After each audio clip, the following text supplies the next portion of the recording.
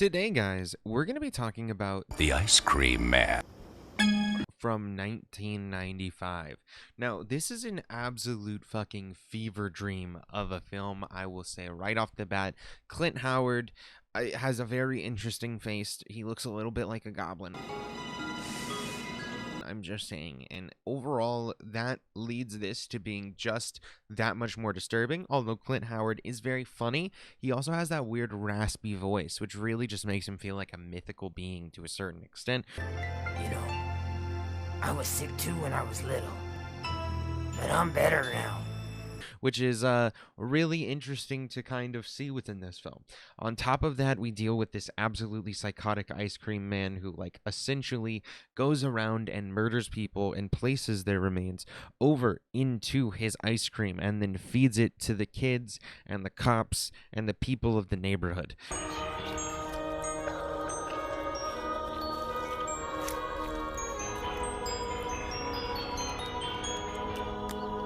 There's also, for example, this lady who offers to smash him, and he instead decides to, smash her with something else. Something special. Ooh, sounds yummy.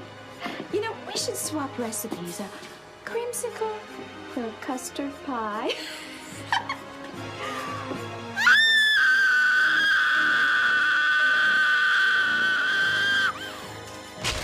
And that other thing being a knife. Anyway, let's go ahead and just kind of dive into this one, because there's not really much else to say off bat. This film, I'm going to say, is not very good. It's pretty bad, but it has its schlocky bits that are intriguing enough to keep it kind of going and to keep you engaged. Heather! Heather! Come quickly! The Archangel Gabriel speaking through your mother again. So, let's go ahead and start. First of all, this film starts in a very strange version of the 1950s, I believe, Los Angeles. For some reason, this fucking ice cream man called, like, the Ice Cream King gets gunned down in cold blood.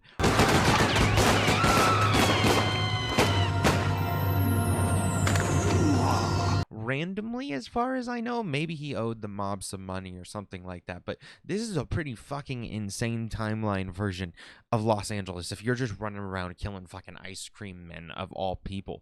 However, Clint Howard's character was a young boy and saw this and then goes over and picks up the knife and sits down next to the whole it was a crime scene.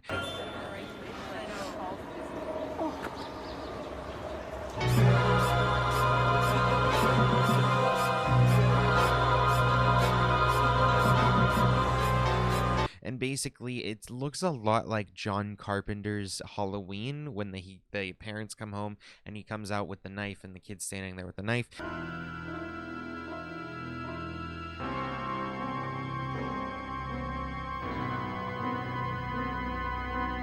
It was definitely very interesting imagery and called to something that I thought was kind of a little bit cool of a callback.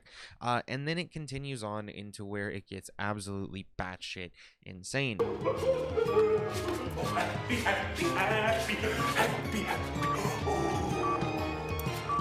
So essentially, we see Clint Howard is now all grown up and he's an ice cream man himself, and he's also taken over the Ice Cream King's palace where he creates his ice creams.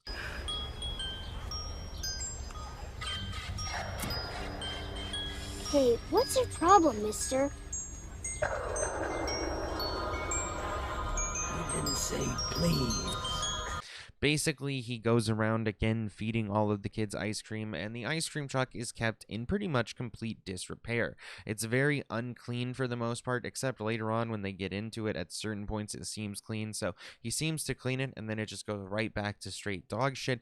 Hey, would you mind your business? And he also utilizes his freezer in order to keep bodies within it. He's been doing this quite a while, it seems, because he's very weird and everybody knows him to be very weird in the neighborhood, but he's the ice cream man that they have, so the kids continue to buy from him. His whole motto is that he likes to give the kids happiness through his ice cream, and he himself had a very unhappy childhood where he was told that happiness is the only option in a mental asylum. Gregory, you're going to be with us a very long time. And I want you to get something straight. There are no bad days here at Wishing Well, only happy days. Sunday, Monday, happy days. Tuesday, Wednesday, happy days. Thursday, Friday, happy days. The weekend comes, my cycle hums, ready to race to you. Which we will get to in a bit. All right, guys. So real quick. Oh wait. What the fuck? What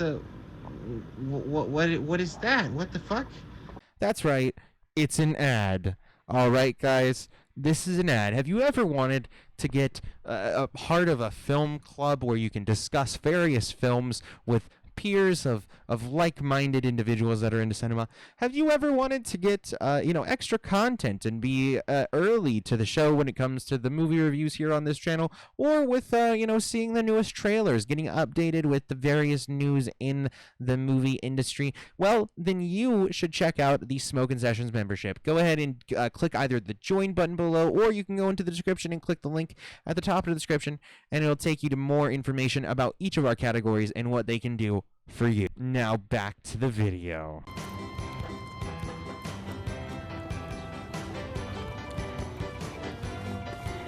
So at the beginning, there's definitely this strange part too, where, I mean, it kind of makes sense in context, but basically the ice cream man leads away his neighbor's dog, this lady who allows him to stay on her property, leads the dog away and literally just fucking murders the dog brutally. Happy day, little puppy. It's really fucked up and really sad, and not a good way to set a tone for a film. I mean, killing an animal like a dog is one of the worst things a lot of people can see in films. It really upsets them. So to start with that is pretty fucking psychotic. On top of that, the lady doesn't realize that he's killed the dog, which is absolutely stupid because she keeps calling the dog. It's not coming back. I swear I heard Binky cry. Obviously something happened to the dog, and then the ice cream man just happened to be right there when she went over to the window to see if the dog was over there. Then what ends up happening is, I believe he probably mixes the dog into the ice cream, but basically one of the kids ends up going missing, and this is very obviously, once again, the ice cream man. He acts weird and he tries to get kids to come over into his truck. You kids don't want to play with the ice cream man? He gives kids free ice cream, and one of the kids is actually this little boy who has glasses. Hey, Small Paw. And Small Paul is kind of the outcast. Basically, the ice cream man takes pity on him and relates to him because he is the outcast, but once Small Paul sees a body basically within the ice cream man's truck, he realizes that the ice cream man is a murderer.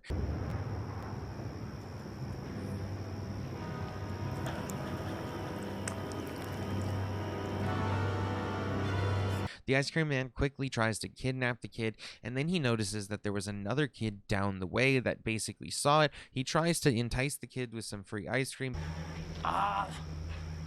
This little fella, he got hurt. I'm gonna take him to the hospital. But obviously that doesn't work, so the kid runs away himself and tells his friends. The adults won't believe him, and there are investigators here that are like looking into the disappearances of these children, but they look into the ice cream man and they don't find anything because they simply check his home and they don't check his ice cream truck. You know, those daisies are magnificent. How do you do that? Actually, I chop up policemen and use them as fertilizer. They make great fertilizer. Which, considering you need a warrant for a home and you only need probable cause for an ice cream truck, I'm imagining he would have probably been able to get access to the truck, or the investigators would have, if they actually really tried. Then basically what we see is the investigators end up going to investigate the asylum that they have within the area that the ice cream man came from, and upon entering it, what they realize is that the asylum themselves is run over by fucking insane people.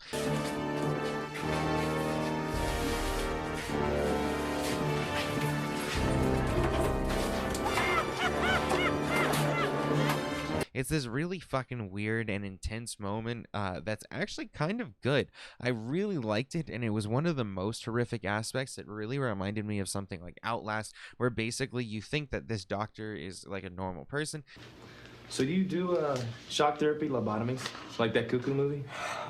We believe in keeping our patients happy. We believe in compassion.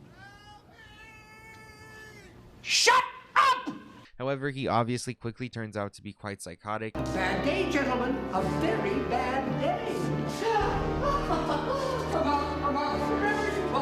And the acting within this part is very good too. All of the insane people really give this atmosphere of psychosis and really makes it kind of scary to watch the detectives try to weave their way through, as well as they're brought deep into the hospital and then basically they have to force their way out.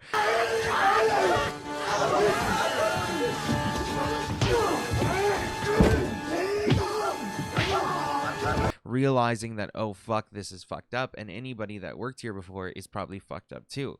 One of the ladies that apparently worked there was the lady that the ice cream man lives with, and the ice cream man himself was basically raised in that asylum pretty much by the lady he's on the property with. Rent's due in a couple days. 4 gallons? Aye. And I want Rocky Road. I'll make it special, Nurse Wharton. I'm glad I can watch over you, Gregory. So they go back, they realize what's going on, however, they're a bit too late, and also on top of that, now the kids have rallied up a couple of older people to go and confront the ice cream man with a gun. This is my chance to mess him up. Come on, you gotta do something. Cut the Lone Ranger shit, you're not a police officer. Janet, I got the gun. The badge will follow. The ice cream man manages to overcome them, which absolutely makes no fucking sense whatsoever. It's very ridiculous seeing Clint Howard, a very meek man, just overpower various people with very little effort. It is quite funny. And basically we also see that Small Paul is staying with the ice cream man and is actually enjoying his stay as he helps him create his various ice creams. You gotta just put a little bit in. It's the special amount you put in. Now, the trick is stirring it in just right. Would you like to stir? Yeah. Which, I mean, Small Paul must be as psychotic as him, considering this is fucked up and you're putting bodies into ice cream. I don't see how that can be fun in any capacity. But basically, they try to save Small Paul, and they end up killing the ice cream man at the end of the day.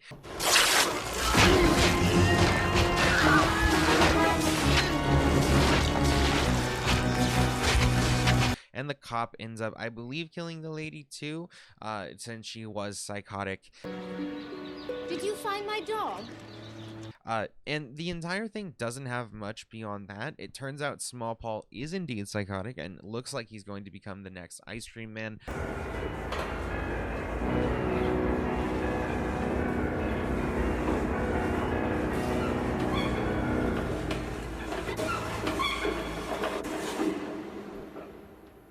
Luckily, we didn't get a sequel because this movie is definitely quite jumbled in a lot of ways, and it doesn't feel exactly as climactic as I would have liked it to. I would say that the most climactic scene was actually the asylum scene where we get that. It was the most kind of horrific part with also little hinges of comedy.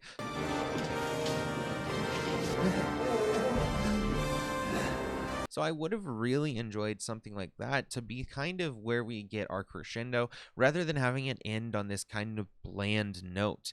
On top of that, you never really understand why he is this way other than he was injected with some shit while he was a kid. Don't you know there's a curfew? Kids, always getting in trouble. Kinda makes your head spin. So probably like the medications, I guess, they put him on were the various different things that caused him to be this way. In the asylum, they tell him basically that every day is a happy day. Remember, no bad days, Gregory. Only happy, happy, happy days.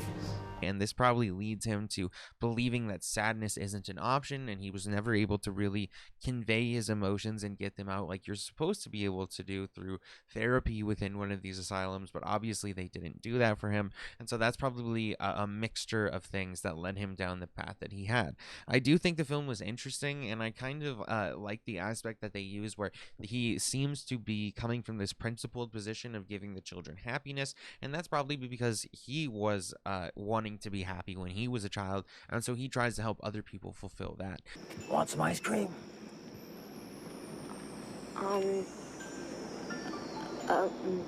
Maybe not. It's too close to dinner. Ah, come on. What's your favorite flavor? Oh, no, wait, let me guess. I don't say anything. I can taste it. Butter brickle. How'd you know that? Because it's my favorite flavor, too. I think that is interesting, but again, the film is just done in such a weird and stupid way. It just ends up being a 1 out of 4 for me. What do you guys think? Have you seen this film? Did you like it? Did you hate it? Let me know in the comments down below. Besides that, you can follow us on Twitter and Instagram. That'll pop up during the outro, and the rest of our links are in the description too. We have gaming sessions for gaming content, movie and spoken sessions for movie content, CrazyRocky for variety content, and the Tripod Cast for our podcast channel, and we have a Discord down in the description too. Alright guys, I'll see you all in the next one. Thanks, Ice Cream Man.